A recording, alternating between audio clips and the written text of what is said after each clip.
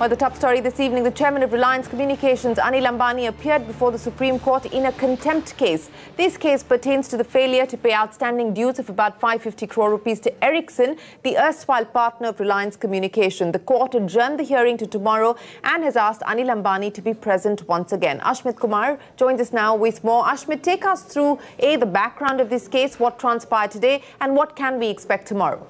Well, a tough day in court, no question, as far as Anil Ambani is concerned, facing contempt proceedings at the hands of an aggrieved creditor, Ericsson. On the back of that, summoned to the Apex Court. Well, he obliged. He turned up at about 10 a.m., spent the next 3 hours in the Apex Court for the entire duration of the hearing. Now, this issue, of course, pertains to a payment dispute between Ericsson as well as our Reliance Communications. They had agreed to settle that amount, with Arcom agreeing to pay a sum of 550 crore rupees. But that payment has not happened, given that the spectrum sale to Reliance Jio, as had been originally planned, has also not happened. Now, Ericsson launched a flurry of allegations against Anil Ambani as well as Arcom. They said that they haven't received a single penny as far as that payment promise of 550 crores is concerned. In fact, they went on to raise questions of perjury, of misleading the court. They said Ericsson counsels argued that at no point was this payment of 550 crore rupees contingent on the spectrum sale, that a number of other assets have also been sold, and that they've realized, the lenders as well as Arcom have realized the sum of 5,000 crore rupees, but they've misled the court to believe that they've recovered only 100 crore rupees. So questions of perjury being raised. In fact, the Ericsson counsels went a step further and said that they believe that the lenders are acting in cohorts with Arcom, and towards that extent they also in fact confessed before the Apex Court that they've launched contempt proceedings against the SBI chairman as well. Now, Reliance Communications on its part defended their stance, saying that the company has already been pushed into insolvency, that the deal with Reliance Jio did not fructify, and that, in a manner of speaking, perhaps ties their hands down.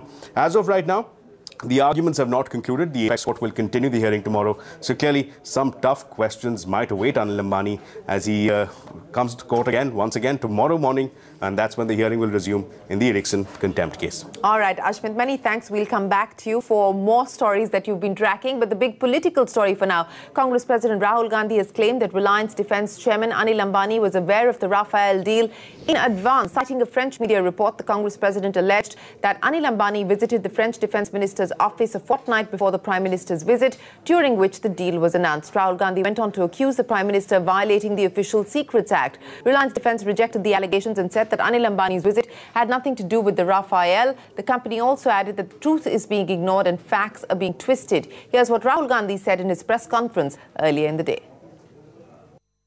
पहले ये भ्रष्टाचार का मामला था, ये procedural मामला था, अब ये ऑफिशियल सीक्रेट एक्ट का मामला हो गया है. This is now treason. There's nothing less. Mr. Narendra Modi is doing what spies do.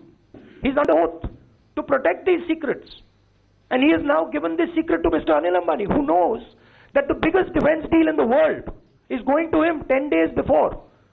The defense minister knows, foreign secretary knows, the entire defense establishment knows. This itself is criminal. This itself will put the Prime Minister in jail.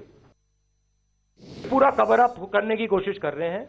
ये बड़ा clear मामला है. कल हमने बता दिया है, कल हमने दिखाया है that the gentleman himself is, involved in this decision making. So that CAG report is a worthless report. It is Narendra Modi's report, written for the Chaukidar, on behalf of the Chaukidar, for the Chaukidar, by the Chaukidar.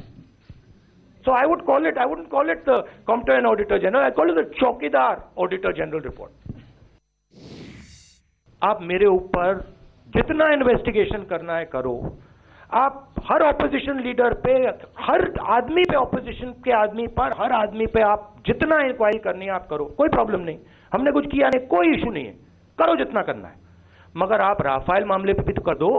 आप किसकी रक्षा कर रहे हैं? अगर आप Rafale मामले में involve नहीं है तो करा दो इन्वेस्टिगेशन. जेपीसी बैठा दो. क्यों घबराएं आप? एक ही कारण हो सकता है कि आप उसमें शामिल हैं, क्योंकि अगर शामिल नहीं होते तो आप कहते हैं हाँ भैया इन्वेस्टिगेशन होगा, डालो सबको जेल में. Well, Rahul Gandhi with his fresh attack against the government on the Rafale issue, and Union Minister Arun Jaitley hitting out at the Congress party in a blog titled "How Many Lies Need to Be Peddled to Sustain a Sinking Dynasty." Jaitley defended the current CAG Rajiv Mehrishi, who was attacked by Rahul Gandhi today. Mehrishi, who was a finance secretary when the Rafale deal was inked, is facing charges of conflict of interest from the Congress party. Jaitley wrote, and I quote, "I say this without fear of contradiction, that no file or paper relating to the Rafale transaction ever reached him, nor was he in any way directly or indirectly associated with the decision-making on defence purchases," end of quote. Union Minister Ravi Shankar Prasad also slammed the Congress president and asked, how does Rahul Gandhi have access to internal emails of Airbus? Listen in. Let Rahul Gandhi first explain from where did he get the internal email of Airbus? Who is supplying him? Rahul Gandhi की party और उनके नेता भी कमाल के हैं। जब सत्ता में रहते हैं तो सत्ता का दुरुपयोग करके दलाली से पैसे कमाते हैं, और जब विपक्ष में रहते हैं तो विदेशी कंपनियों के लॉबिस्ट बनकर के पैसे कमाते हैं। It is our very serious charge with full sense of responsibility. Mister Rahul Gandhi is working as a lobbyist of competitive plane supplier companies. While trading charges the Congress and the BJP over the Rafale, telecom regulator TRAI, meanwhile, has extended the deadline for migration to the new TV tariff regime once again. The regulator has also allowed consumers time till the 31st of March for exercising the option of selecting TV channels that they want to watch. Ashmit is back with us. Ashmit, the regulator seems to have blinked. There were complaints coming in from consumers that there was confusion. Even the first time when the TRAI extended the timeline, there were issues of blackouts. There were issues of LCOs facing trouble. What's the indication that you're getting on why the TRAI has now decided to shift the timeline for migration, and what are the other directions that the TRAI has now issued?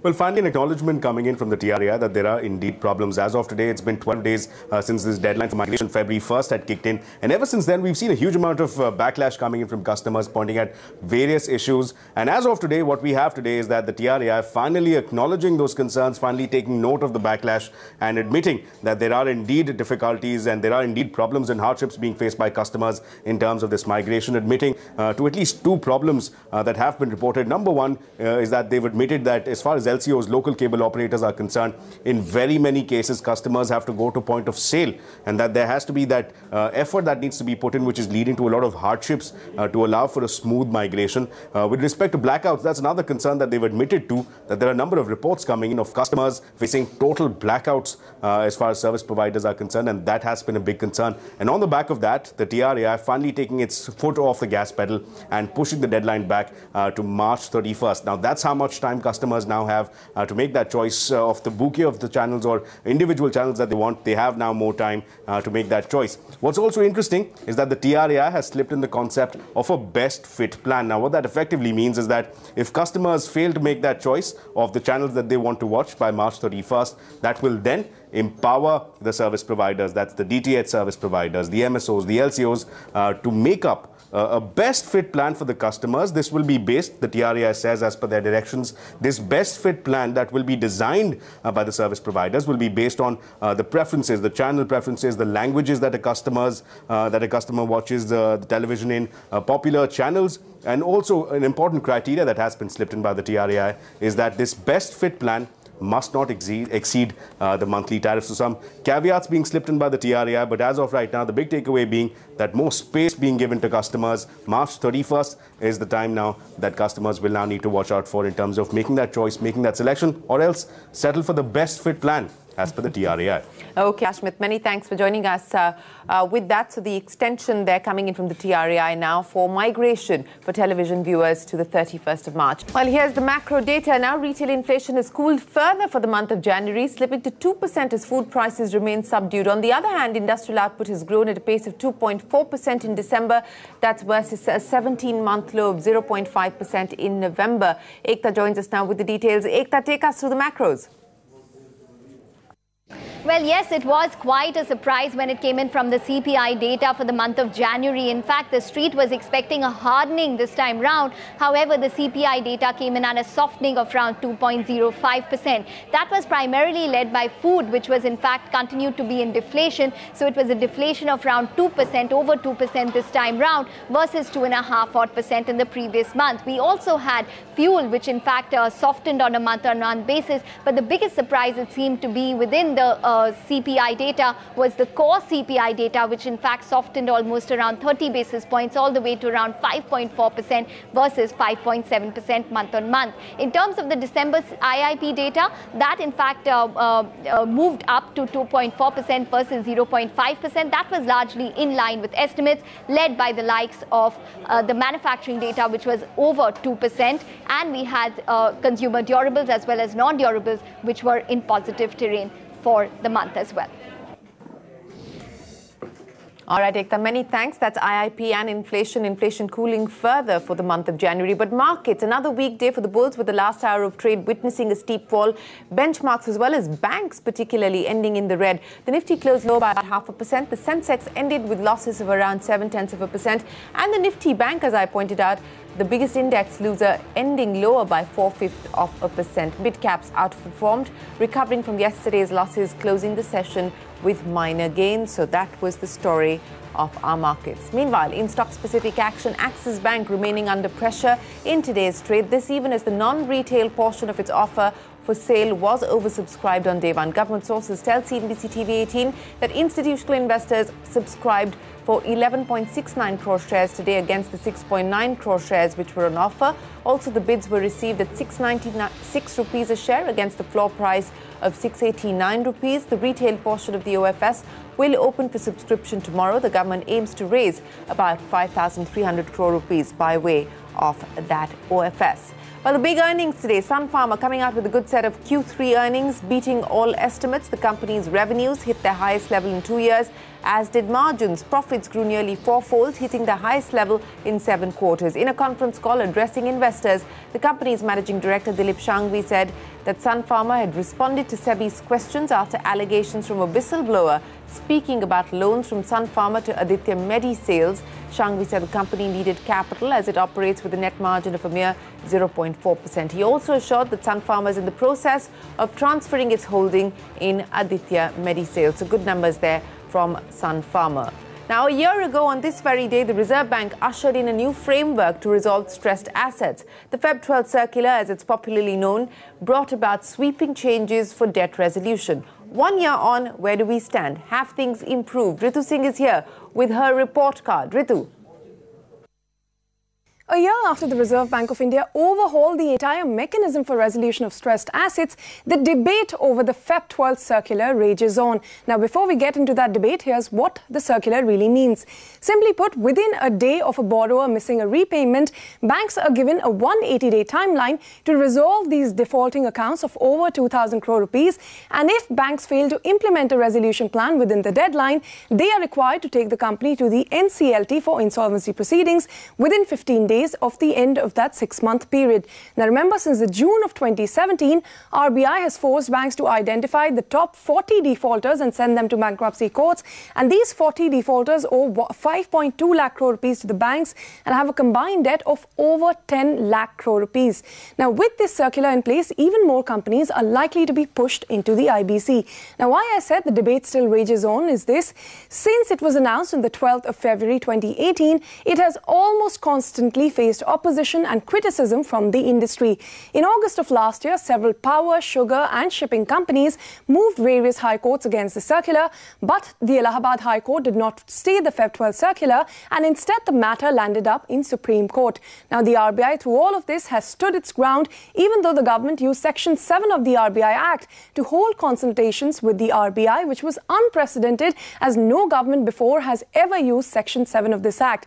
Now, in September last year, power power producers, sugar as well as shipping companies did get temporary relief from the Supreme Court, but the RBI in the meanwhile saw a change in the helm, and the new governor also has now thrown his weight behind the circular, ruling out any change of stance with the change in the RBI governor.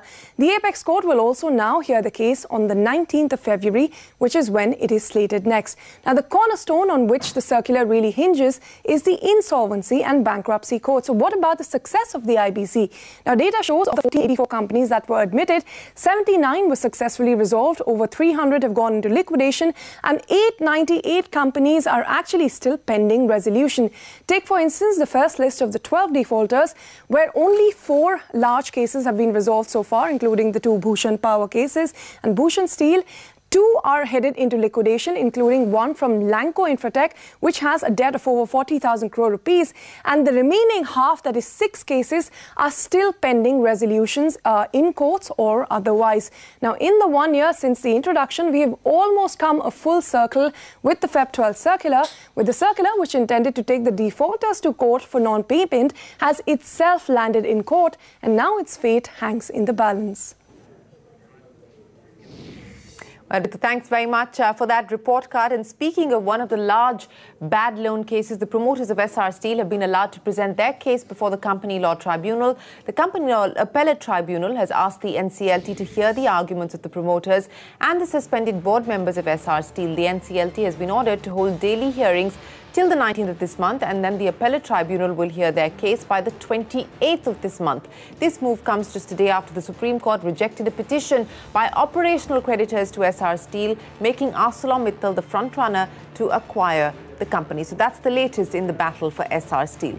But national headlines that we're tracking this evening: 17 people killed and over 25 injured after a fire broke out in a hotel in Karol Bagh in Delhi. Preliminary probe suggests that the fire was triggered by a possible short circuit on the 5th floor. The Delhi government has announced 5 lakh rupees compensation for the families of the deceased.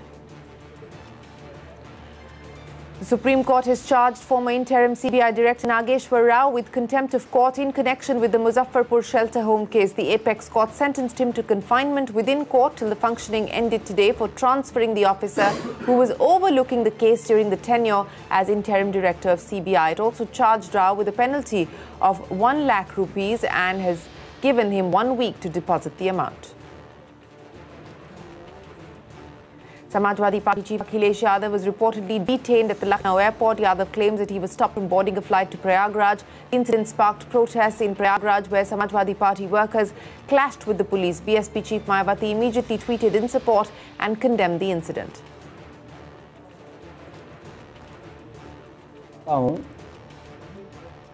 कि इलाहाबाद का university का कार्यक्रम मैंने बहुत महीनों पहले भेज दिया था।